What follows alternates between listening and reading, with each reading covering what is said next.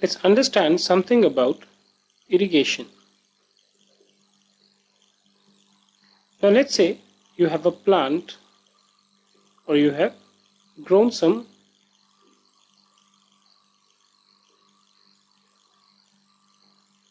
plants. Let's say this is your crop. Once the seed starts growing, then there is a constant need of water. The quantum of water required by different crops may differ, but it is an established fact that all the plants, in order to grow, they require water. Okay? Now, where will this water come from? There could be two ways. One is there is a rainfall. Okay? The gods are kind. These clouds are there and it rains. So whatever water falls in, that is used by these plants for the purpose of growing. But this makes it too uncertain. Why? Because if the rainfall does not happen, then the crops are gone. And all the efforts that you have put in over a period of time are also lost. So in order to overcome this situation, man has traditionally developed a mechanism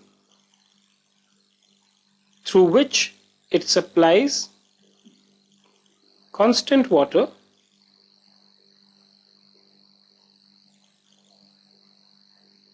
to crops.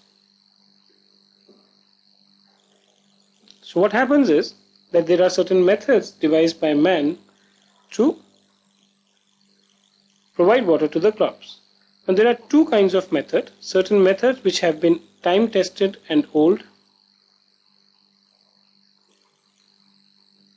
and then there are certain modern mechanical methods.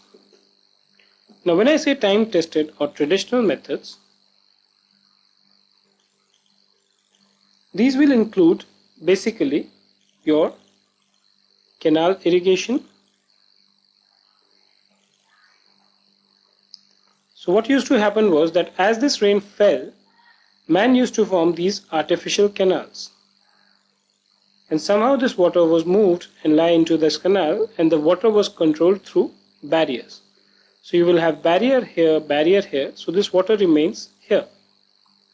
And he would open up the gates from here, and this water will flow from here from time to time, such that the requirements of the plant are met. Okay? Or you had something called furrow irrigation. Again, the water was stored in small lines between the crops only. So the water will be stored here. There will be a furrow irrigation, which means that they were making furrows here. The water is stored here. As and when the plants require, this keeps on going from here to here. Okay? Certain cases, people had pulley systems. So they used to use the pulleys to draw this water from here to here. Now, as the need for man on food and everything grew, and the uncertainty associated with natural resources went down, what happened was that the man started using certain modern techniques. The shortcoming of these traditional methods was that there was a lot of wastage of water. So if suppose you stored the water here in the canal, it might actually be consumed when the sun shines. Some of it may be actually lost, and when you require, it may not be available. So instead of this, what has happened is that man started using certain modern methods, like a sprinkler method. Now, these days, if you see people, what they do is that in a field, in the center, there will be a small fountain kind of a thing.